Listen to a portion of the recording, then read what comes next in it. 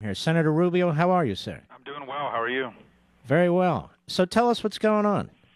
Well, nothing. That's the problem. They're not doing anything about the most important problem of our time. I mean, let's. I don't think your audience is one that needs to be reminded, but let's do it anyway of why we're facing this. The United States government is $1 trillion a year endeavor, and it has no budget. When the Democrats controlled this place last year, they had the House, they had the Senate, they had the White House. They didn't pass a budget. I don't know of any entity any serious entity that doesn't have a budget. I'm sure your show has one. I know you have one. I have one in my household.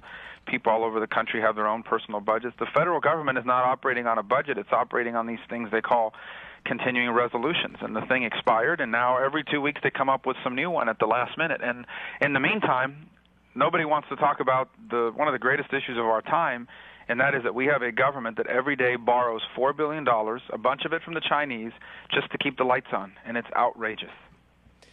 Well, also, this CR, I don't understand this. This CR continues to fund Obamacare. It continues to fund the EPA's efforts to regulate the economy through the back door through carbon dioxide. When are we going to address that? Well, and that's part of what they call these riders, which is where you can also defund bad public policy, and that should be a part of this as well. And so what I'd like us to do is two things. Number one, let's pass a budget that finishes off the rest of the year with significant reductions in discretionary spending. Number two, let's make sure that budget defunds some of the bad public policy that this administration has forced through the Congress when they were in control of both chambers. And number three, let's get to work on this issue of the debt. And right now, there doesn't seem to be a comprehensive plan to do any of those three things. It's just this waiting game, and what they're waiting for, I think, is for this debt limit thing to be on top of us, and then they're going to come and say, oh, here we go, we have no time to work on this, let's just continue, let's just kick the can down the road for another year. And this is the way they've been doing business around here for a long time, and it's the reason why we're in the mess that we're in. And, of course, next year starts the election for the House and some of your colleagues in the Senate, and that's what they're going to be focused on, not the budget. Well, I think the president's already focused on that, and that's why he's not even engaged. I mean, he's taken off to Latin America this weekend, and he had the vice president gone to Russia last weekend. And look, you cannot solve generational issues, and that's what this debt issue is. It's a generational issue. You cannot solve issues of this magnitude without presidential leadership. This president isn't just leading, he's missing in action on this issue. And I think even members of his own party have called him out on that last week. I'm going to tell you something, and I'm not telling you this to where you say, oh, no, I'm not ready. Why don't you consider throwing your hat in the ring, honestly, for President of the United States? People, no, just hold on. I want to make the point. I know you have more experience than Barack Obama's ever had. Let's be blunt about that, too. I mean, the way you talk, the things that you say, your thinking process. I've been in the conservative movement for 40 years. I know a superstar when I see one. I'm not trying to kiss. I'm telling you for the sake of my children. Is it something that you'd be willing to consider? You're just going to flatly rule it out? I'll tell you why I have to, because this job that I have is more than enough. I mean, the United States Senate's an important institution, and being a senator is an important job. I can influence for the betterment of our country from the spot that I'm in. The minute you start talking about doing other things, everyone starts viewing everything you do as related to that. That's the problem we have. We have so many people they care more about winning their next election than they do about saving our country. In essence, they're willing to do whatever it takes to win their election, even if it ultimately means losing your country. And I don't want to fall into that. I really think that what we need are voices in the Senate and the House and throughout the American political spectrum that call this issue out for what it is. I mean, Mark, think about for a second what we've done here. We are fighting over 14% of the budget, okay? And that's not an insignificant thing. I mean, the discretionary spending needs to be addressed. We've got Medicare, Medicaid, and Social Security that if we do not reform those programs, they will bankrupt themselves and they will bankrupt America. And nobody here wants to talk about it. It's like if you walked home one day and found an alligator in your living room and everyone pretend that's not an alligator, that's an iguana. No, it's not. It's an alligator, and it's going to hurt you. Same thing with this debt. This thing is serious. It's $14 trillion and growing, and there doesn't seem to be any willingness to tackle it in a meaningful way. You seem to be frustrated with the Republicans, too, though. I mean, there's really, about 10 of you now who are saying, you know what, we're not voting for this. Yeah. Who are speaking like you, who are making proposals, who insist that you spend time on the big issues. This has to be very frustrating for you. Well, let me say this about first of all, the job that Speaker Boehner has and Leader McConnell have, those are tough jobs, and I understand they've got to balance the process with how they feel, and I know they agree with us on these issues, and there are a lot of competing interests, and I get that.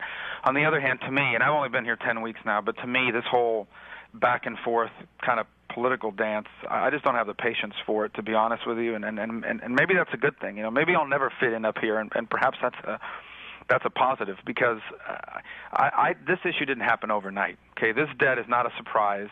The fact that we didn't have a budget is not a surprise. This has been looming for some time. This debt has been growing for some time, clearly accelerated over the last 2.5 years. This should not be a surprise to anybody. And facing an issue that threatens to literally redefine what our country is and what its role is in the world, I don't understand why we aren't dealing with that immediately. It's one of the reasons I just voted to move on the small business bill. It's because I don't understand how we can be taking up any issues as long as we're facing a $14 trillion debt that grows by $4 billion a day. Well, let me ask you this. Okay, I understand you're not going to run, but let's pretend you're president for a day. Would you be so, I don't know, like uninvolved or disinterested or distant from what's going on? You're president of the United States. This guy just doesn't seem to give a damn. Or his argument is for more spending and more debt. How do you make any sense out of this? Well, I can't make any sense out of it. I can only comment on the impact that it's having on the process. And the impact it's having on the process is that last week the Democrats in the Senate offered their version of a budget, and their version of a budget would cut $6 billion, which is basically what we borrow every 36 hours. So that's not a serious way to look at it. And let me tell you where this is having an impact. It's not just a political impact. The markets are looking at this stuff. And the world economy is looking at the inaction of the American political class on these issues. And what they're slowly starting to conclude is that this administration and at least half of this Congress is not serious about growth, is not serious about turning the economic ship around, and it's going to start to have an impact. Look, the president's going to Latin America this week. We've lost market share. That Chile, for example, their largest trading partner is no longer the United States, it's China. I mean, that's devastating news to receive. Same thing happening in Brazil, same thing happening throughout the Western Hemisphere. That's in our own backyard. We are walking away, this president, this administration is walking away from American economic leadership, not to mention leadership on other fronts. And I don't know what their motives are, but I can tell you it's bad news for our future.